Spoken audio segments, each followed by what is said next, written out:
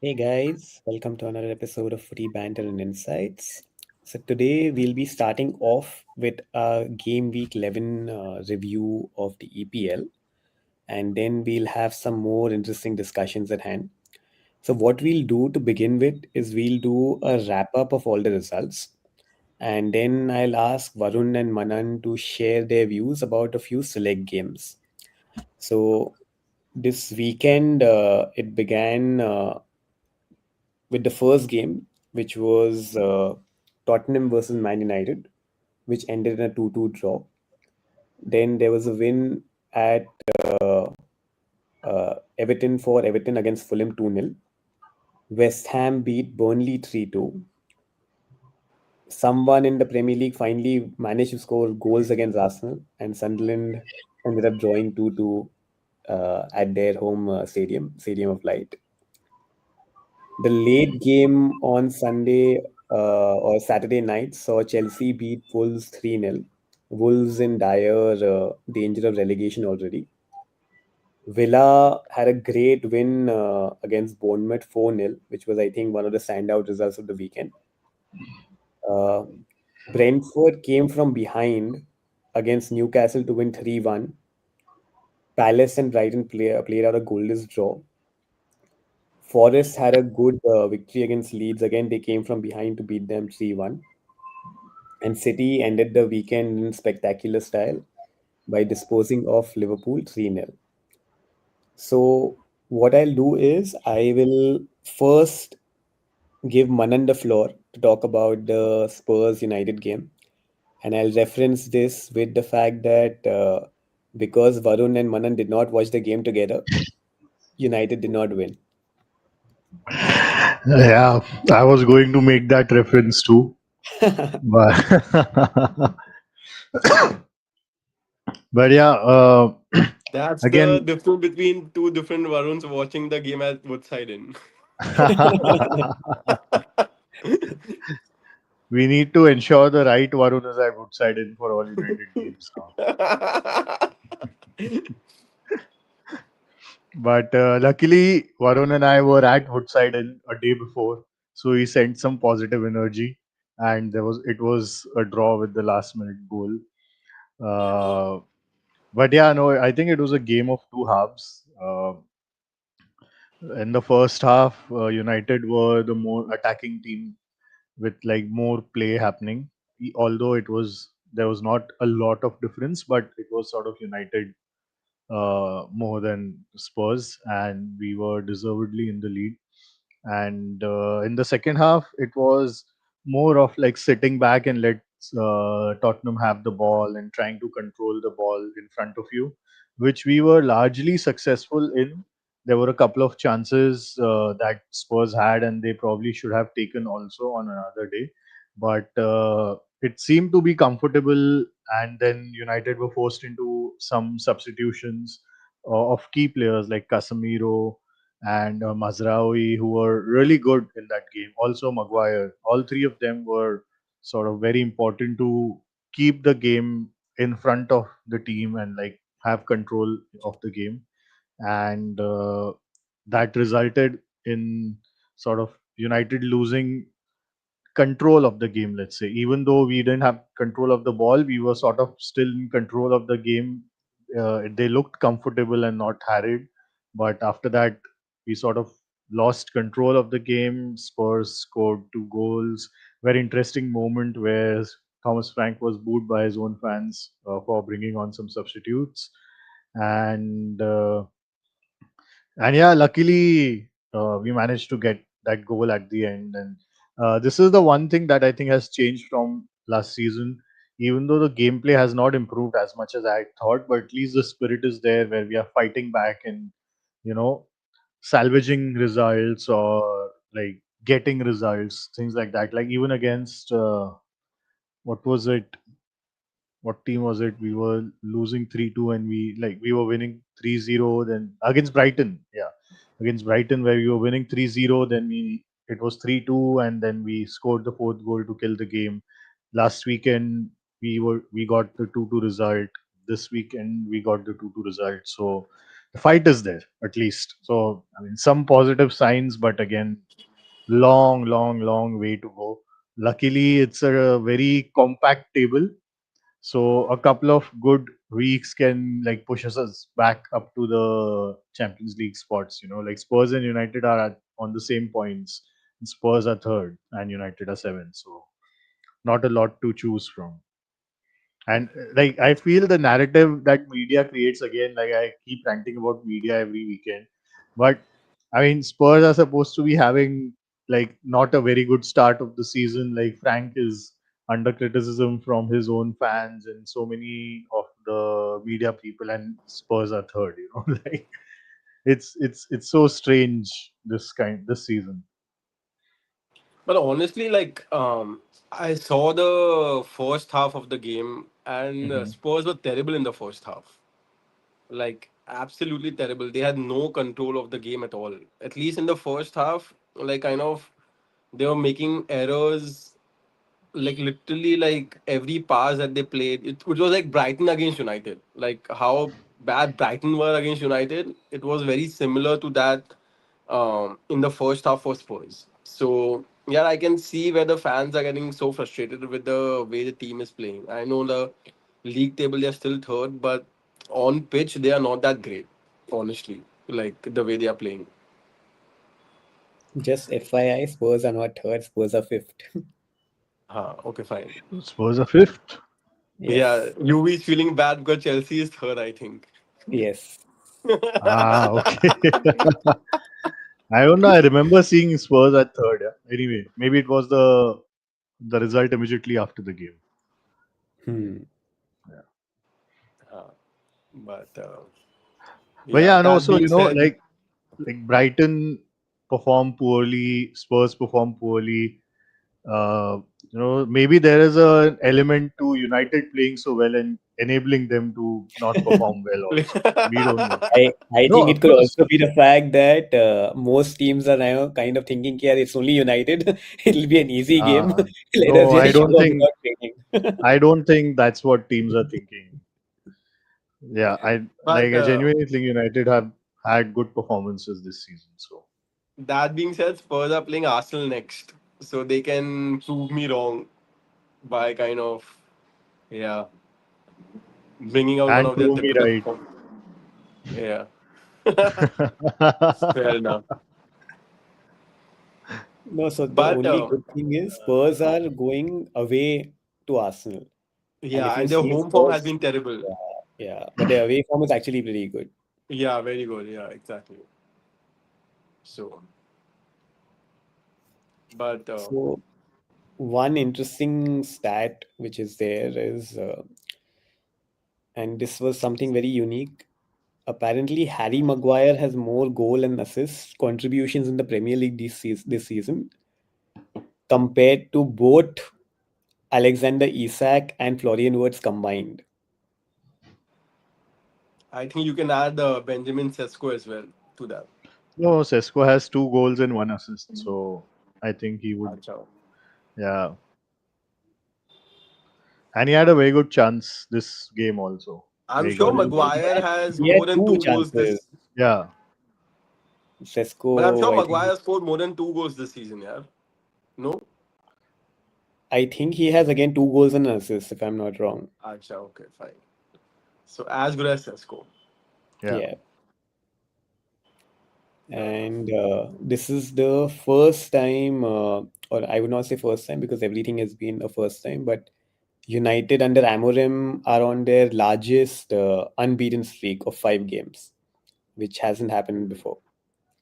So this is also a positive sign from a United perspective. And Lamens again made some good saves in the game. And I think, like Manan mentioned, the most crucial part was the fact that I think the Spurs fans, team, everyone had kind of felt that the game was over. And then somehow at the end, they got a very good equalizer. So I think that's, you have to finish the game before you celebrate. Hmm. Yeah. Cool. Moving on to the next big game, which was Arsenal visiting the Stadium of Light. Varun, why don't you share your views on this? I think it was a great game, man. I think it was like again, like I don't think Arsenal played bad or anything like that. I think it was a great game. Sunderland went 1-0 up in Yeah, the yeah, first yeah. half, and Arsenal did really well to kind of score the किसी चलाया equalizer. था वो इधर से ऊपर से बंद कर दिया बस. Saka with a great goal to equalize, and then again a great goal by Trossard to kind of get us in a 2-1 lead. And then, of course, this was a game which was such a stop start kind of a game. Both the teams playing a lot of long balls, long throw ins, trying to capitalize on set pieces, etc. And of course, Sunderland did that at the end, where they actually got an equalizer and in stoppage time that too. And after Sunderland got the equalizer, Arsenal actually had a chance to actually win it again, where Calafiori had a header and then Marino followed it up. But it wasn't meant to be. I think it was a great game. I wouldn't like as an Arsenal fan, I'm not too perturbed by it because yeah, these are kind of the games that will happen. Correct. Sunderland away right now in the current form that Sunderland is in is not an easy fixture. Correct. So um, it is something that you take in your stride and you move on, kind of a thing. It would have been great if you would have gone into the international break with that momentum, but it's okay. Dust it off, move ahead. You have Spurs next, followed by Chelsea. Those are two big games and kind of a season-defining week coming ahead because I think there's a Bayern game as well sandwiched between the two, if I'm not wrong. Yeah, So, yeah, a massive end of the month for Arsenal coming up. Um, the players, there are a few injuries now piling up as well. Gyökeres has been injured, Odegaard has been injured, Maduaki has been injured. Couple of other injuries, Martinelli is injured. So hopefully some of them are back after the national break, and then we get the momentum going again. But yeah, shout out to the game. Like it was really good to watch. there were two particular instances. So the final block, which Varun is alluding to, that was actually made by a former Arsenal player, Ballard, and Yes. like the celebration of that block was as good as any goal that you'll see across, right? And He also scored the Ballard second actually goal scored the for, first goal as yeah, well. he scored the first first goal. goal. Yeah. Yeah. Yeah. And the He's second a one monster of was a player. Yeah? He's massive. Like, yeah. for sure. That's why Arsenal let him go, na. Actually, it must have Almost, been before Arteta because yeah. Arteta would have kept him.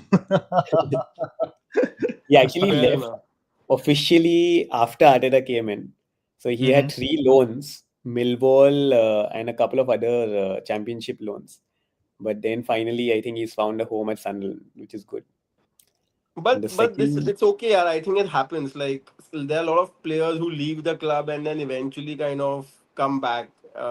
You can never know what that player is going to like, what kind of potential that player is going to leave or reach if kind of he's part of your club. Because at Arsenal, he wouldn't have got the opportunity to kind of play correct. week in week out or develop or something like that, right? So which he got when he left. So it's okay. It happens. It's kind of but yeah, great passion show on the pitch uh, by him. Like a lot of emotions running high. So yeah. And the second one was that, again, I don't know the authenticity behind it, but apparently Sunderland got in the advertising hoardings closer to the pitch so as to ensure that the Arsenal long throws are not that effective against them. Yeah, Okay. I read that I somewhere as well. Hmm. I didn't read it, but it's an interesting thing. But see, again, like I would say, yeah, it's a home advantage, right? At Hmm. home, you can make these changes. You are not altering the dimensions of the pitch. Correct. As long as you are not doing that, everything is fair game. Correct. So I think it is, and it's the same for both the teams, right? Sunderland were using the long throw tactics as well throughout the game. So it's not as if they were benefiting or they were getting advantaged or disadvantaged. I feel it's fine. It's Cool.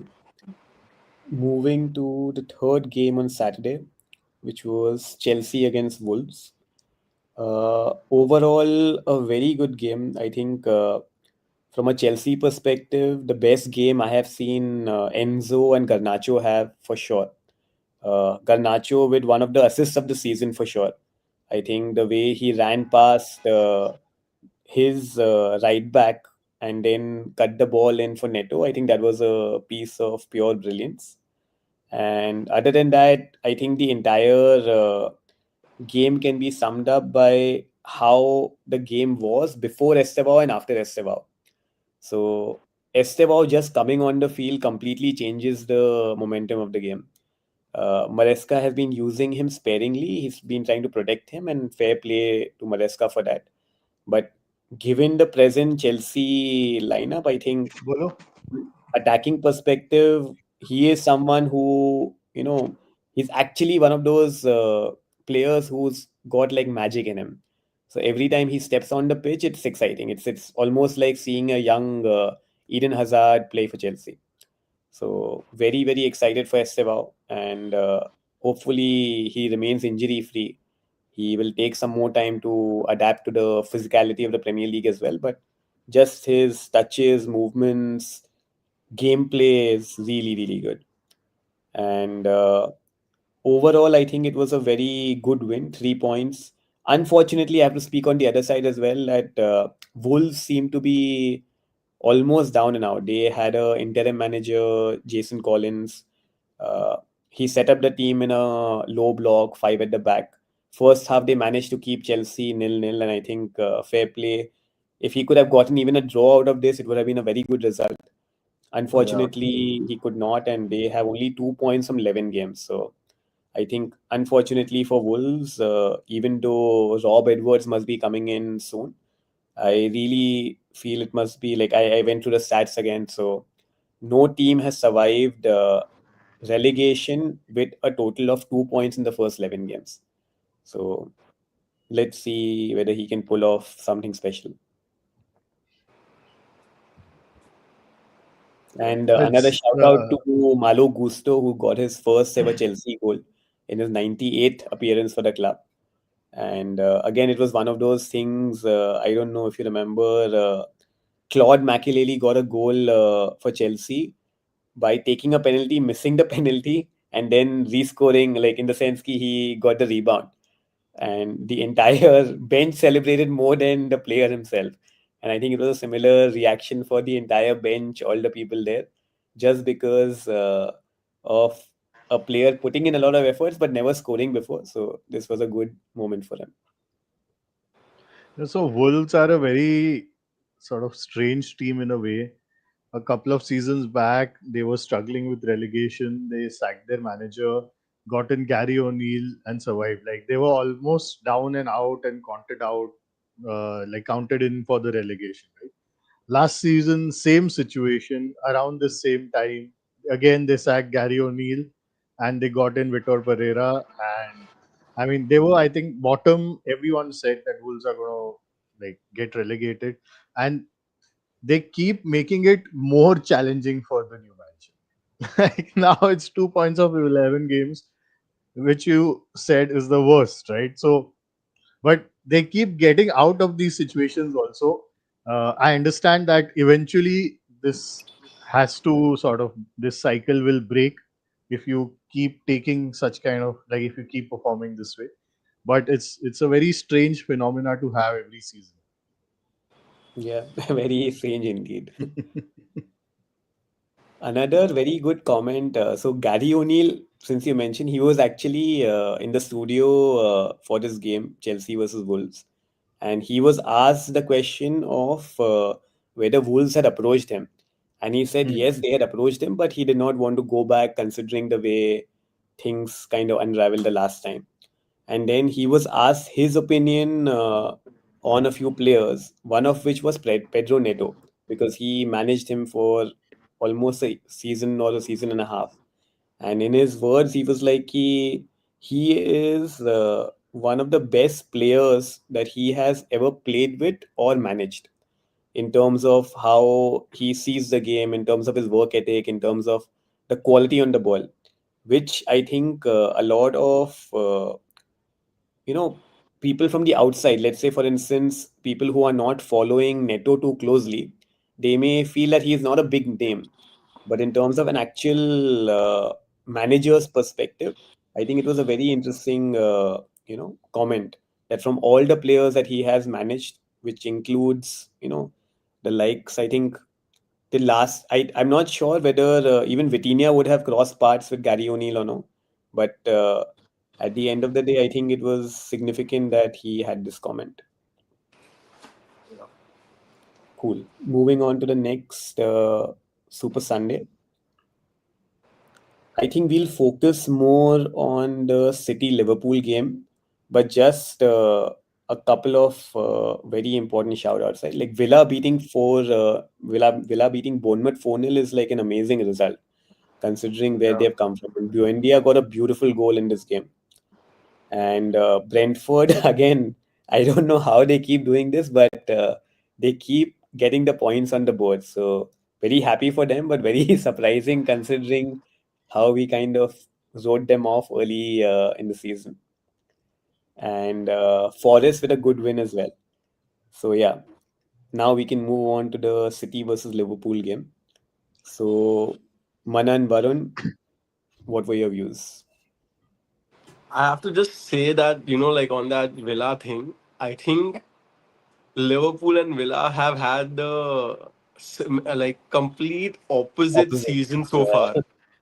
Like it was 5 win out of 5 win for Liverpool to start the season, and then in the following 6 games they have lost 5 of them.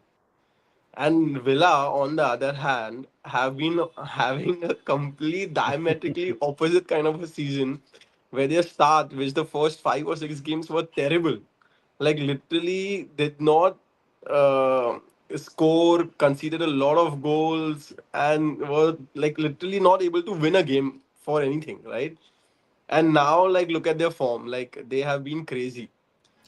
Very, So very interesting it, observation for sure. yeah, and it's just like like how quickly a season can change. Like I think in EPL it's very difficult to rest on your laurels. Basically, like you have to be on your toes.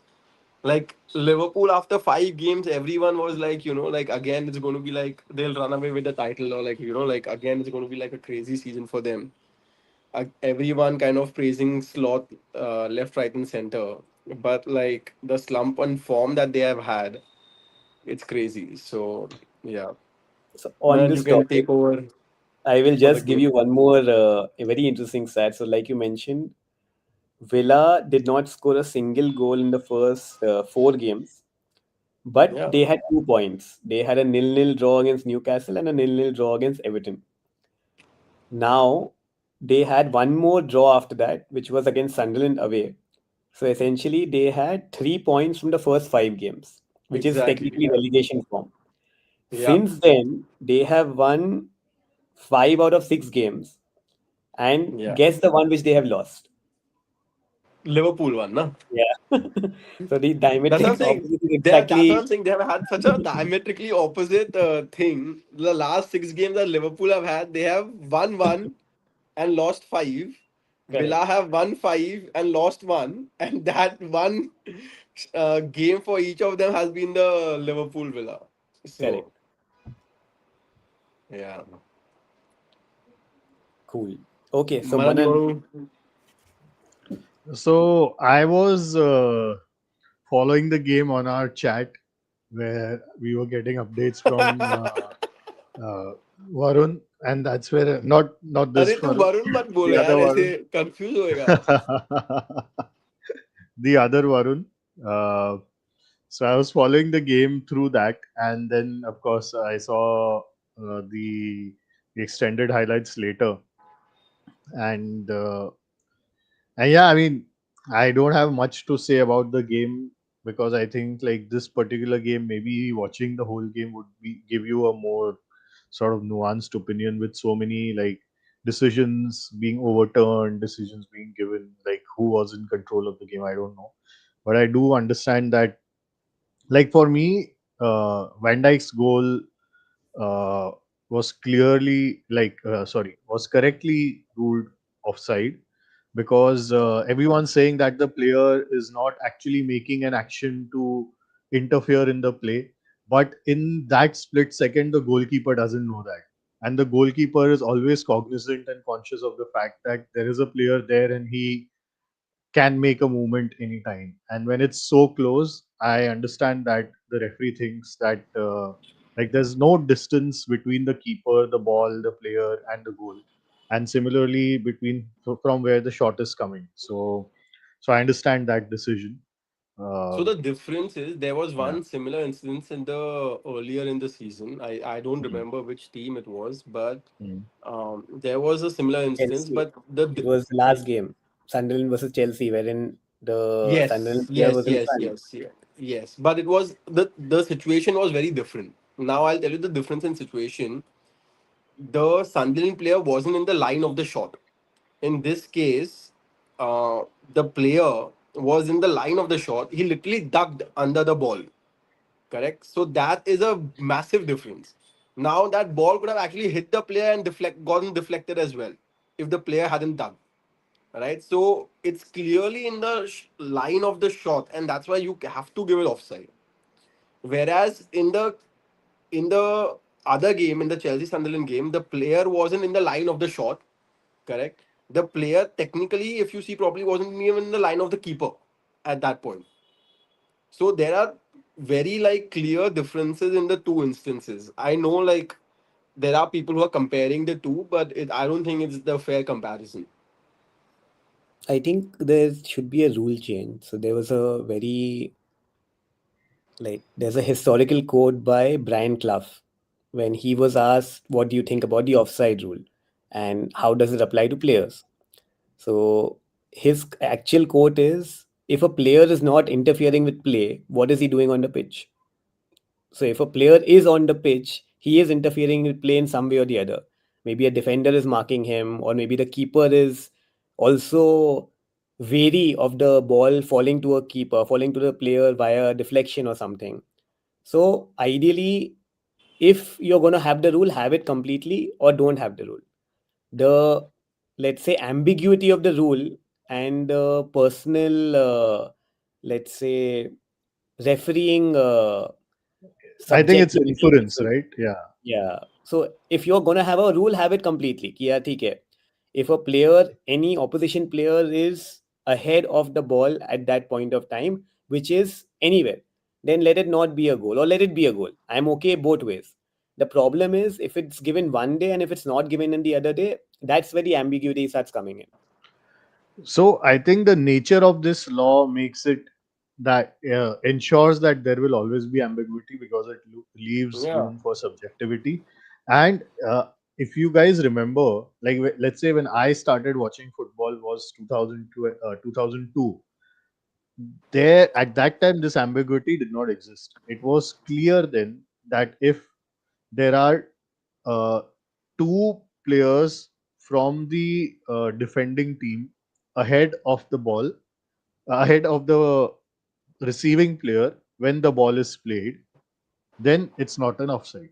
It was very clear. In any other situation, it was an offside. But they have, over the last 20 odd years, changed the rules multiple times, changed the law to make it sort of, let's say, more strategic in a way that, okay, there are some sort of ways that you can, like, there are some plays that are now possible legally, but it creates so much ambiguity that I don't think it's in favor of the game to do that. Club, I'm okay to have a blanket rule that it's okay if the player is there as long as it doesn't touch him. It's fine. That's Hmm. okay. See, if you're gonna have a rule, have it completely, Hmm. or have a rule that okay, fine. If he's there at any point of time, then it can't be qualified as a goal because every time a player is on the pitch in the defensive third in the box, there will be some focus given to him by either the keeper or the defender. It's not possible. Whenever we play the game, it's always obvious. Right? We are always going to have a track of that person. So you can't have a subjective rule in that sense. Agreed. Agreed. Even the What do you penalty, I guys think, like think? Yeah, what do you guys think of the yeah, penalty that was awarded to Haaland? I, no, it was awarded to Doku. Doku. Haaland took it, Yeah, but I think it sorry. was a very, very soft penalty. Like it did not look like a penalty to me. I The think it was a contact was momentum. so minimal, and like even if you see him following, he falls not at the next step. Like he falls at the step or two steps after that. Like he loses One step balance after, after yeah. that. Yeah, it's not about just falling. It's like he seems to be in balance on the next step. So I felt that it should not have been awarded as a penalty. I think it was a momentum which carried him. It was when you are, and if you see Doku's gameplay, matlab, it's so fast and it's so intimidating, right? Like at that juncture, the defenders are almost trying not to put their leg in the middle. And I think to Doku's credit, I don't think he dived at all. It was just that his momentum of the move kind of took him in that direction, and maybe he felt something at that speed which we can't maybe understand here. So it was definitely soft, but I don't think it was a dive. That would be my No, no, I'm No, not it saying it wasn't was a a dive. dive. It uh, wasn't dive. I think it was just he just lost his balance. Yeah, yeah, I think possible. so as well. But the I don't balance may think have been lost because of some contact. I would say minimal contact, but it was his speed which kind of got him that. It wasn't like if you see Sterling in the past, or if you see some other players in the past, right? They actively wait for the person to put their foot in the middle and then they dive. I don't think it was anything like that. He actually wanted to go for the shot, and I think he must have felt something on the way. That's what my take was based on the play.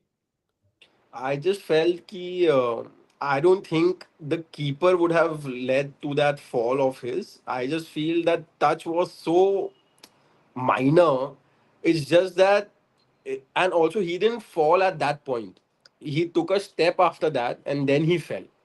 So I think he just fell on his own, like the speed and the direction in which he turned. He just fell because of that in the next step instead of falling because of the keeper. So for me, it was again like a very soft penalty, like could have been avoided according to me. Yeah, So yeah. I agree. So yeah. But anyways, I mean, Haaland ended up missing it, so it Yeah, didn't kind of fair play. Mhm. influence the game that much. It just Yeah. kind of the only thing it that did was it charged Haaland to actually score the goal because he wanted to make amends for it, and also that Haaland header, I think in Yeah, some it way was a was a beautiful very header. it I felt it was a little fortuitous. I felt ki it was like a I don't know. It didn't seem like a clear connection on that header for me. So, but yeah.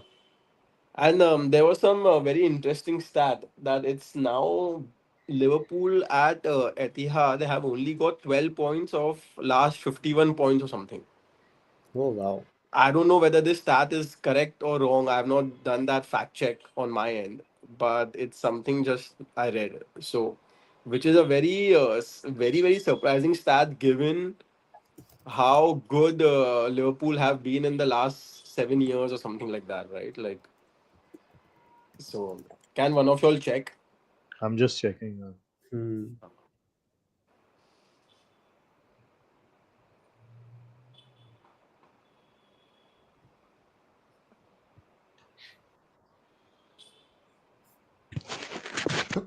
Excuse me.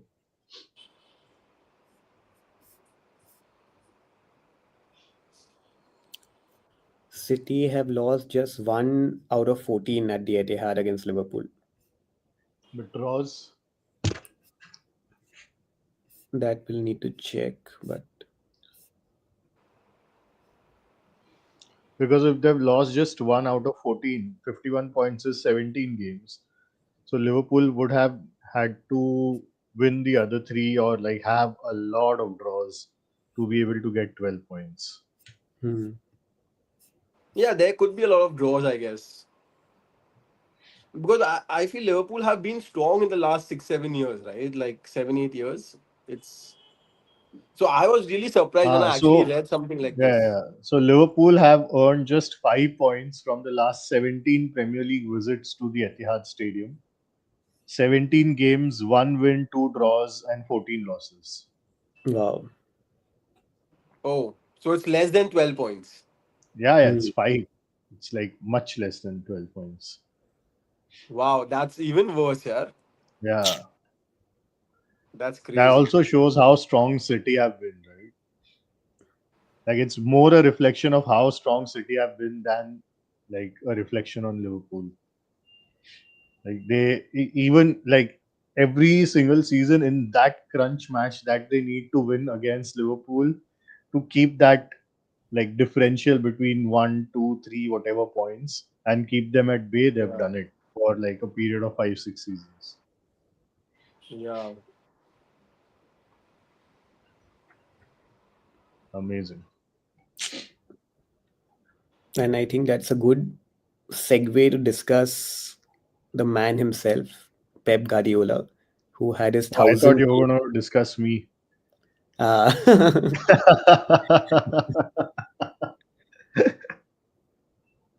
we can get to Manan later. So Guardiola actually had his 1,000 game in charge, and he has won 716 games. So that's a win percentage of 71.6. And he has got 40 trophies during his time, among which it involves two trebles with two different teams in two different leagues. It involves three Champions Leagues. It involves winning the domestic league multiple times back to back across three of the, like, let's say, top five leagues in the world. And it involves multiple domestic cups. And I'm not even counting the community shields and, let's say, the Super Copa and the other things, which are like one or two games to win a trophy. So, like, that is one thing. Second, how he has kept on changing his tactics and his style to reinvent the game and be ahead of the curve of everyone else. I think it has been absolutely spectacular, right? So I think he can definitely be considered with Sir Alex, I think, one of the best managers across modern football. Yeah. I think the highlight for me with respect to Guardiola at City has been that 1 year in which he actually deployed four centre backs um, and actually made two of them play like a inverted fullback. That was, according to me, one of the best master strokes I have ever seen because they were really, really struggling with injuries that year. And you had the likes of John Stones playing Right back. as a right back and then playing as an Nathan Ake as inverted. a left back. Yeah. Yeah, later Ake as a left back and both playing inverted fullbacks. That Yeah. was, I think, one of the highlights for me. Yeah. Yeah. Another thing, if I'll point out, is key four consecutive titles in the Premier League back to back, which never been done before, and six out of seven, which again the consistency, the motivation to kind of Yeah. keep at it for such a large amount of Yeah. time. Like if you look at Liverpool as well, whenever they have won the title, the next season they have collapsed. Hmm. Correct. Somehow Guardiola doesn't let his teams let up and he keeps on, let's say, getting that motivation to win again and again. So that has been very Correct. impressive. And as I said before, like like if you remember the United Arsenal rivalry in the late 90s, early 2000s, that was actually a difference between United and Arsenal as well, right? United were able to win back to back league titles under Fergie, whereas Wenger, being the way he was, and Arsenal with the way they were, very, very good, but they didn't manage to win a back to back title. And that actually shows the caliber of the team and the manager as well, kind of a thing. And I feel how good the Klopp has been, but not being able to win a title back to back versus Guardiola winning. three or four back to back. It's a massive difference.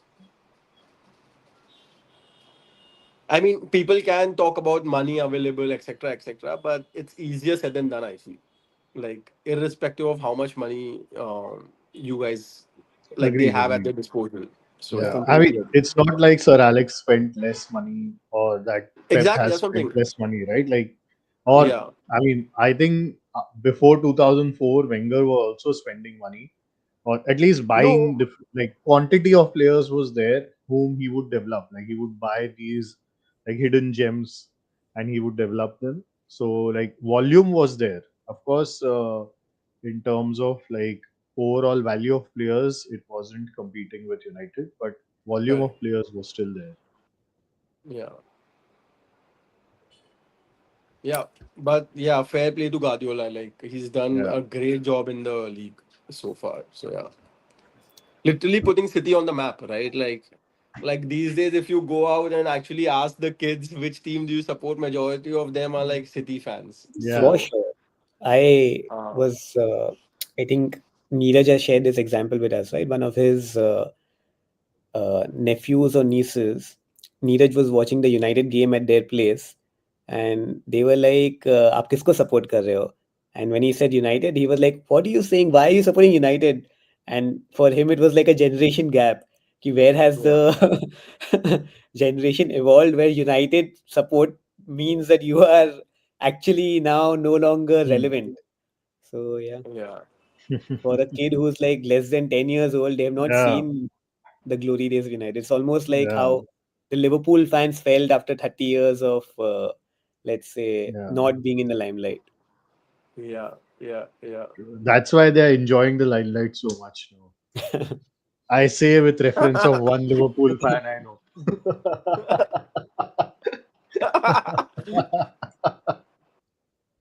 So, with the international break now being there, just revisiting the table shortly. So, Arsenal well deserved leaders with 26 points from 11 games. City have clawed their way back, second place, 22 points at the moment. Plus, Haaland, Foden, Doku, they seem to be on a rampage right now. So, it will be interesting to see whether they can keep up this momentum. Chelsea quietly have come in third. They haven't had the best of starts, and without Cole Palmer, I think being at 20 points is quite impressive. Sunderland for me is the story of the season so far. I think a newly promoted team being in fourth place after 11 games, and I think they've only lost one game so far, has been amazing. Spurs, Villa, United, Liverpool, and Bournemouth all tied at 18 points, so as close as you can get. And if we look at the bottom, then Wolves are severely, I think, in danger of being relegated.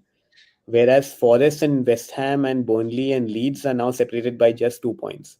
So I think now it's going to be a good fight for the remaining two relegation spots. And Forest and West Ham are picking up results now with their new Yes, managers and the system settling in. You know, true. I think you will Now, see Liverpool fighting back from here on. for sure, they have like, I think there's only one way up for them, right? Yeah, So there is only one way up. the other way is down. Yeah.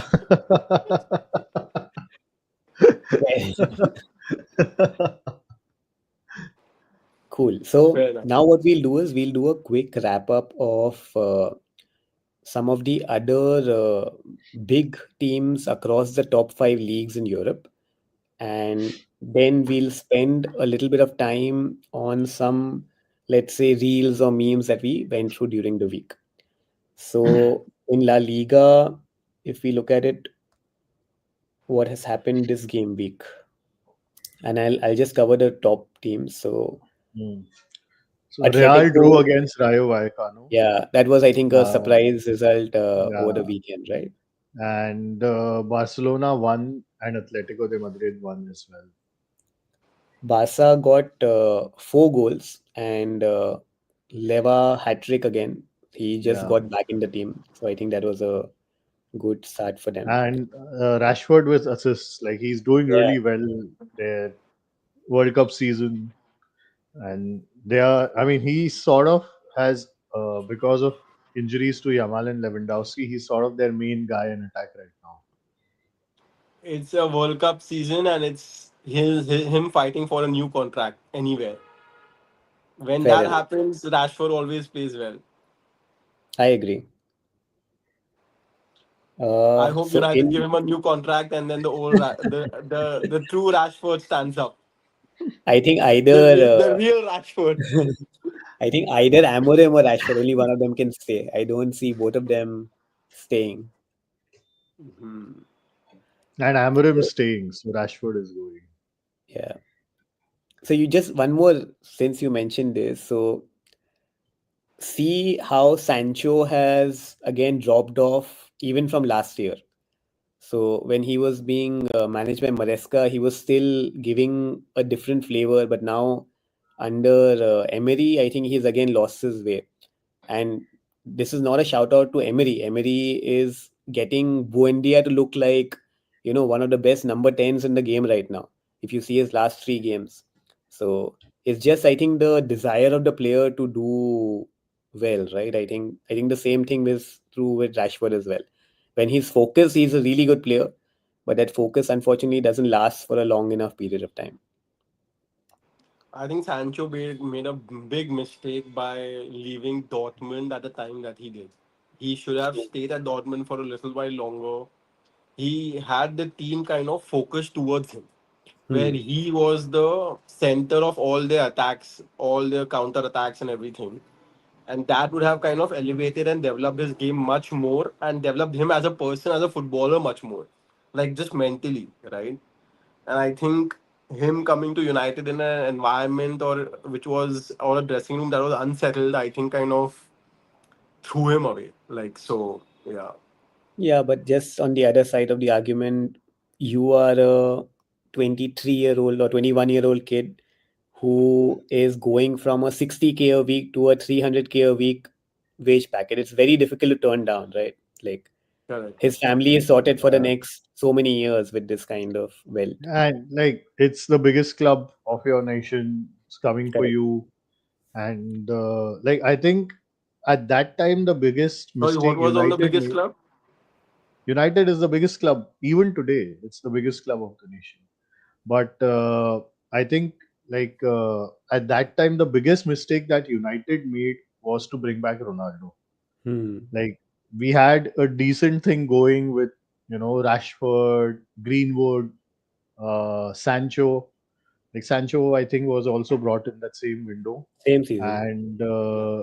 like that was supposed to be the front three with Rashford, Greenwood, and Sancho playing a certain way, and then Ronaldo was brought in as an afterthought due to that pressure of him going to City and United not wanting him to Yeah. go to City, and that sort of Derailed. laid Threw the by the whole system wayside away. all the sort of plans that Solskjaer had at that time. Not saying he is a great manager, but just those plans went awry and he did not figure out a decent enough plan B, let's No, but on a very serious note, for transition football say. Mhm. and the way United played, so Solskjaer actually, I think, finished second, if I'm not wrong. Yeah, yeah, So, he did finish second. yeah. So, And with, there are a lot of positives. Like, I'm not correct. saying that there weren't a lot of positives, but he was not a good choice long term. Like for that to manage that period, it was good. And you can see that by his results after leaving United. Like he's not had results anywhere.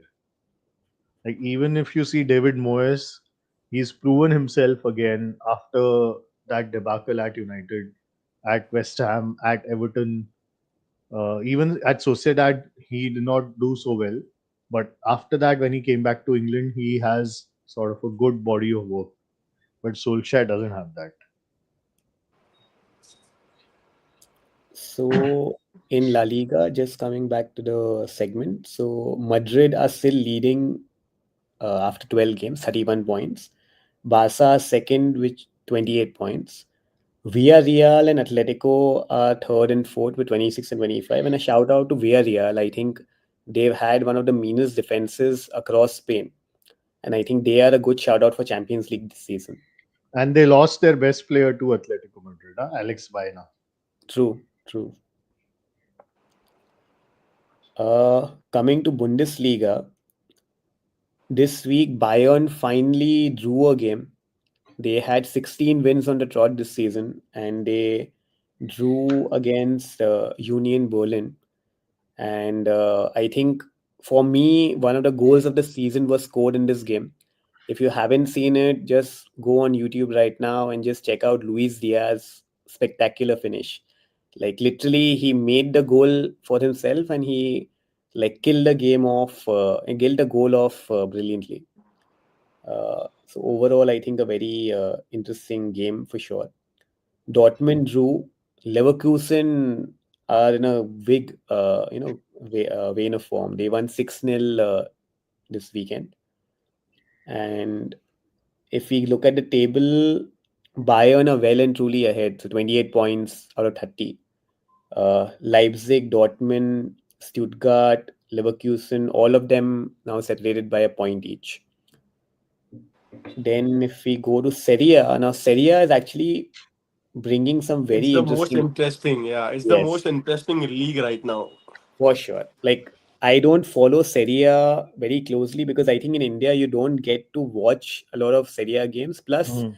the quality of the telecast is also has not been the best in recent years. But just in terms of following it on the highlights on YouTube, I think it's so interesting right now because if we first look at the table, we have Inter and Roma tied at 24 points. Then we have Milan, Napoli, Bologna at 22, 22, and 21 respectively. And then Juventus, who've sacked their manager already, are at 19. And then we have Cesc Fabregas and Como at 18, which is seventh. And it's like amazing to see every week you see A new somewhat like leader. upset, yes, and a new leader, which is really fascinating. And I don't know which team to actually pick from this because in a normal scenario, I would have definitely picked Conte over everyone else. But somehow the other teams keep on getting interesting results here. So after the weekend's results, Conte said that the players are playing in a way that they would play to sack their manager. Oh, I wow. I don't know what has happened, but something has changed at the club and in the squad, and more on those lines. Like these are his statements after the game. Wow. So I'm not seeing him staying at Napoli for too long. I think he'll definitely end the season here. They won the league with him last season, so I think unless he quits, I Yeah, don't yeah, I'm see. talking about him. I'm not talking about Uh, like the team firing him. I think uh, he will himself not stay. Like when Conte starts making such comments, it's like Yeah, downhill from there. with one with way Con downhill. Yeah, one way down. See There's only one way down. With Conte, you know exactly what you're gonna get. You're gonna get excellence in the league. You're gonna get a squad which is going to come together and win you a Premier League title, right? A league title. Mhm. And then either they will continue to do that next season or it's going to explode. So if you want that quick success, Conte is the guy. Like he'll somehow get the results in a very short amount of time. But unfortunately, his third season is something wherein he's always exploded. I think in this case, it's the second season where things have kind of gone away. So surprisingly, that did not happen when he was at Juventus. Four So seasons he was there. And yeah, surprisingly, it did not happen when he was at Spurs. Spurs, से यार, Spurs में तो he second exploded season में very ही हो गया fast. था ना. हाँ, हाँ, But that's what I'm saying. He didn't win in the second season. he didn't win. Correct. yeah. So The template Juventus, was broken. Yeah. yeah. So Juventus was down in the dumps after that whole Calciopoli scandal. They got relegated. They came back, but they were never able to compete. They went through a bunch of good managers, including Claudio Ranieri, from what I remember. I know there were a few other good ones, which I don't remember their names of. There was this guy also, Didier Deschamps. Hmm. Uh, but then and they were finishing like 7, 7, 7, 7, 7. And then Conte came in, three or four straight titles. Again, of First, course, he had a problem with the hierarchy and regarding the money available for But transfers. that was earlier in his career, huh? That's why yeah, yeah, he was a little more mellow. sedate. Yeah. No, yeah, I think he's always been this way. He was sort of very demanding as a player also. So And another then very he, interesting. I'll try and get the data for you guys. You guys continue talking. Hmm. And I think he took the Italian job after Juventus and like took a bunch of like misfiring no name players and Alexander Pirlo to like really good results in the Euros. Yeah. Yeah. But So there is yeah, go ahead. so you see teams which have suddenly given off a lot of managers and a lot of leaders, right? So the Juve teams between 95 and 98, you have a lot of different managers. You've got Conte, who's the most widely known. You've got Viali, you've got Ravanelli, you've got Maresca, you've got I think Didier Deschamps. So Maresca was literally, managing Juventus. he was at Juventus with Conte. Okay. So then So he doesn't essentially, count, huh? no, no. So the point is, in that Serie A team of 2 years, you have five managers who've managed top teams in world football, which is like in a very short span of time, you have literally in like how you see the Barcelona midfielders, right? Like Guardiola, Enrique, who become top managers. So that was Enrique like was a forward, huh? He was not a midfielder. Barcelona players. Huh. So in the same batch, they kind of come together and then they go down their managerial routes. So within the 95 to 97, in that 2 year period, you have five managers who either won the World Cup or they have won the league title or they have managed top teams. Yeah.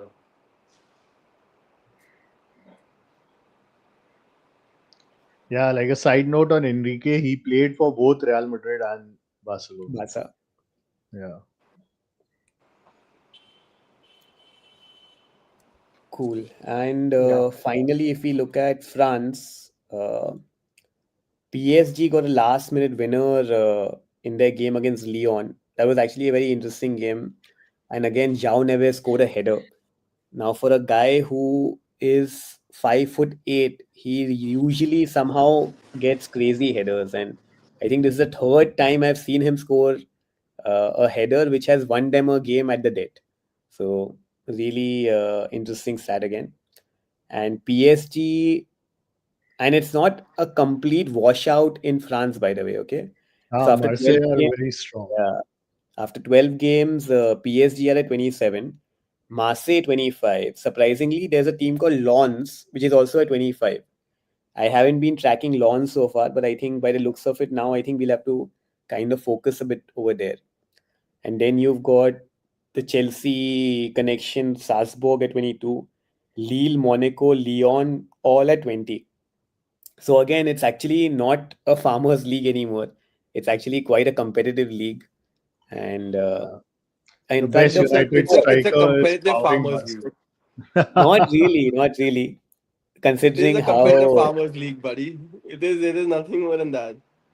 Yeah, I mean, PSG is going to pull away. Why Like, you why do know you think farmers can't compete? Farmers can compete as well, dude. fair enough. that. Yeah, But they're just in. I'm a little surprised by Marseille's run in the Champions League. I would have thought that they would be doing much better. Unfortunately, they are in the bottom eight. But Marseille under Roberto De Zerbi, I think if he can get their act together, he can surprise quite a few people. So they had this controversy on the first weekend of the season, if I'm not mistaken, or in the first couple of weekends, where two players literally came to blows in the dressing room, and both of them were sacked. Like one was Rabiot, the other one was a guy I don't remember the name of, and both of them were immediately like kicked out of the club. Okay, you're not allowed to play for the club anymore. So it's a very volatile situation. Like Atmosphere. De Zerbi is a volatile sort of character also, and the club in general, like people in Marseille, like the locals are very volatile also. Like the nature of people there is very volatile. The fans, of course, are very like ultra type of fans. So uh, you will never have like a calm moment when Marseille is involved. So one prediction, I expect to see De Zerbi at Napoli if Conte gets sacked. Hmm. I mean, De Zerbi is a good shout for United as well if Amorim gets sacked. I mean, he plays three at the back. No, I he mean, he's not. He doesn't play three at the back. he He plays three at the plays back. whatever. No, he plays whatever. He's very Uh, tactically flexible. he's Very very flexible. flexible. So he can play three at the back Uh, if required at United. he was offered the job before Ten Hag was continued in the summer. De Yeah, Zerbi that's what was I'm offered the saying. job. And you know what he said in his first meeting with the players at Marseille? Yeah. Yeah. He took the contract United had offered him. He tore it. It's like, I have left United, like, I've let go of Manchester United for you, bunch of people. Now you better do सही है. well. He's a character. Yeah. He's a character. Yeah. Cool. Let's just do like a quick 5 to 7 minute, I think, Insta reels if possible. Man, go for Uh, it. You'll have to stream it. I, I'm not on my phone. Can you try WhatsApp Now, web? let me. नहीं WhatsApp web नहीं ना Insta है तो Sorry, WhatsApp web the तो on the browser. Instagram yeah I do that. Hmm.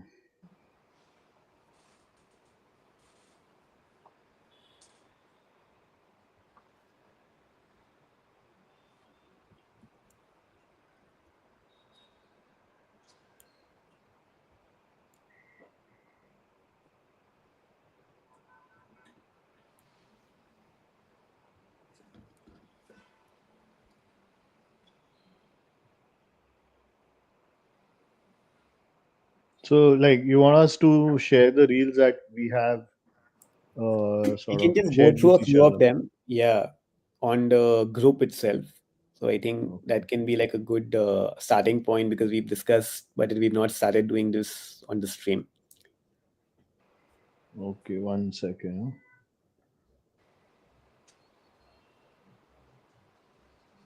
Also, guys, if you guys are watching, the halfway season of the Champions League is done, and because it's international break, Yes. next week we should Next week, do, yeah. yeah, you know, let's say Mid, a mid, review, yeah, mid-season mid, review, yeah, group mid-season phase review. review.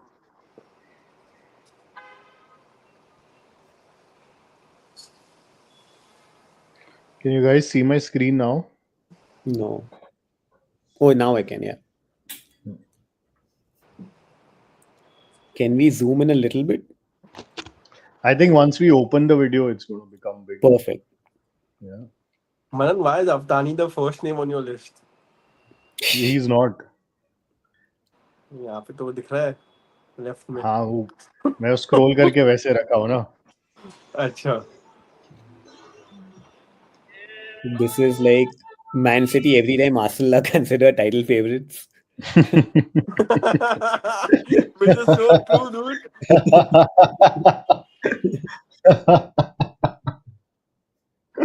Cool. Let's go to the next one. This is a very long interview. It was a very nice interview, but a very long one. I don't think we'll have the Let's skip it. time to Yeah. do that. Yeah. This combines Seinfeld with the Premier League, so which is a like a must one. So the context behind this reel is that Kramer is on an AIDS walk, and Yes. he essentially plays poker all night, and then he tries to go and he starts the, let's say, the walk, and then he refuses to wear the AIDS AIDS band. ribbon. Yeah, Yeah, the ribbon. and Yeah. because of which he gets beaten up by some of the other people on the walk, and then eventually he is almost about to finish when he can't finish. इसको मनन is it ये जो comments है on the side, maybe Hmm. we don't need the comments, if we can just ये अपन इसको Eh, वो कर सकते हैं क्या? क्या करना है?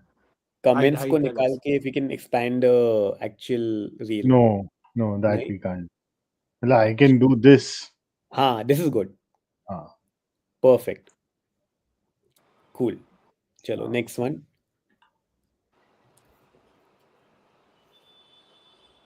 Okay, so You this is missed very one. Yeah. interesting as well. Basically, whatever answers which Voltemade was giving in his interview, it was making it seem like he's going to be joining Liverpool next. So, who is the most, like, let's say, the defender who gives you nightmares? Van Dijk. Which stadium would you want to play in the Premier League? Anfield. Who is the best footballer that you've ever played with? Florian Wirtz. So, literally, every single door was leading him to Anfield in this interview. Can you, Manan? Yeah. Can you increase the volume on this one? Let's listen to this one. No, I think volume won't be heard by you. For me, Yeah, we can hear a little bit. तो increase कर सकते हैं? what Premier League away fixture? No, you can hear it because the microphone is close to the earpiece. That's why. If I put it Ah, louder, then my ears are gonna burst. Got it. okay, fine, fine. Yeah.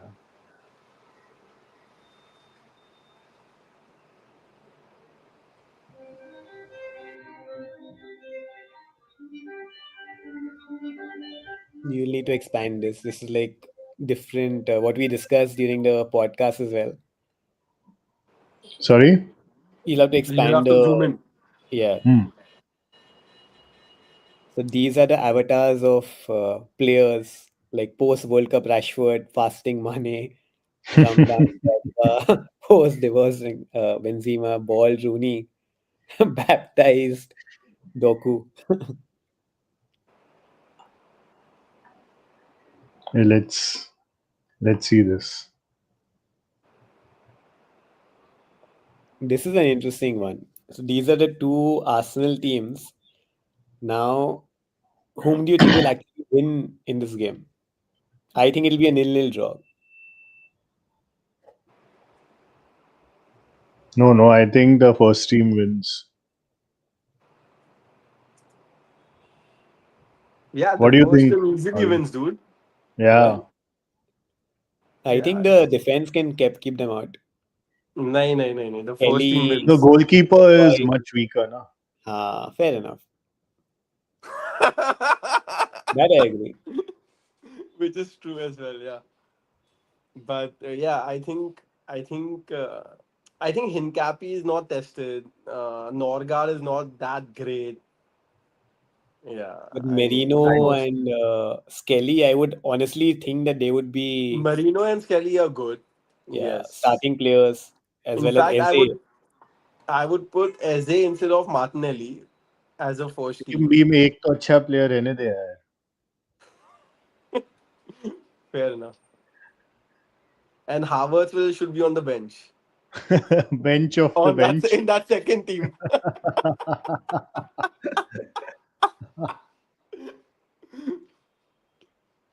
Trossard should start in that team. This is what we were discussing today. The consistency of Man City has been insane, Hmm. considering how a team which wins the title is not able to again like get Yeah. close to it. Mhm. Yeah. This This should one be is good. funny. Yeah. This is Florian Wirtz trying to score or assist.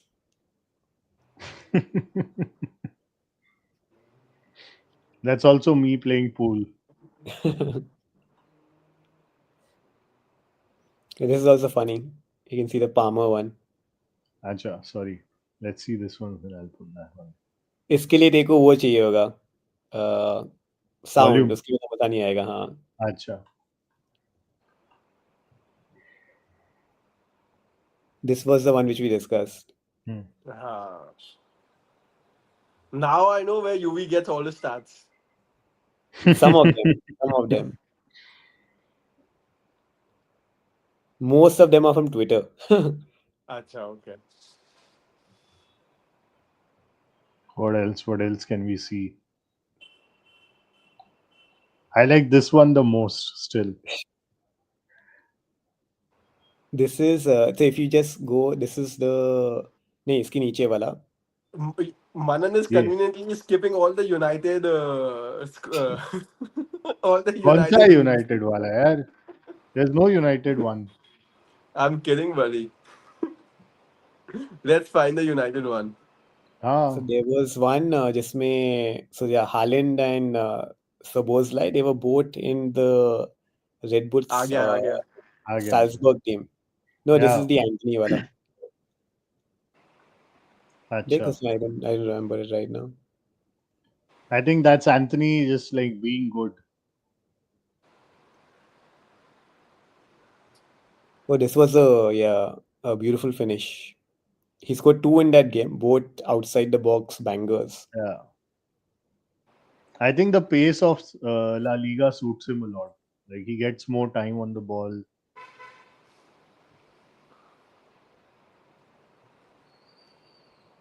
How has he been doing this season? Good, good. This He's was been last very season, ka. no, No, no. this This is was this this season. season. This was this season, yeah. Okay. Hmm. Yeah.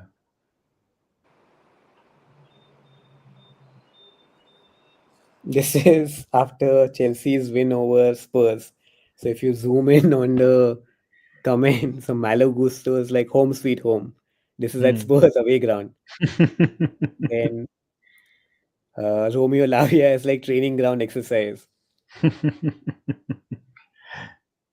Yeah, you see the location where these Yeah. pictures are clicked.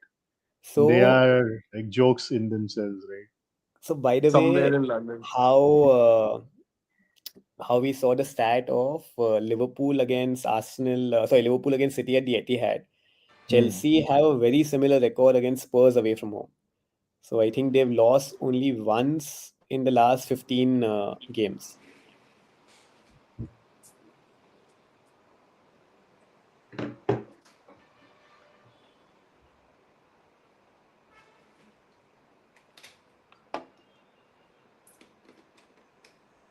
What else? What else? What else?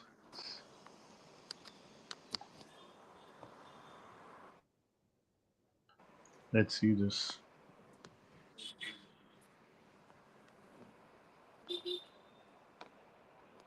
This is actually a very interesting story, but more so essentially it shows how data analytics without looking at the manager's preferences got the manager sacked.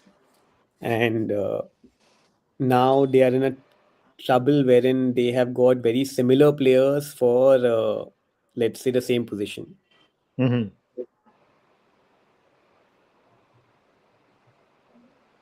So the message behind the reel is that just don't go by data. Yeah. Like it's not an essential. It is an essential way to analyze, but not the only way to make a decision. Yeah.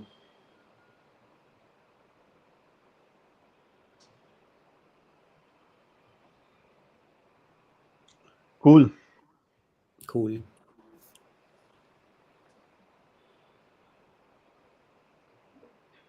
Cool.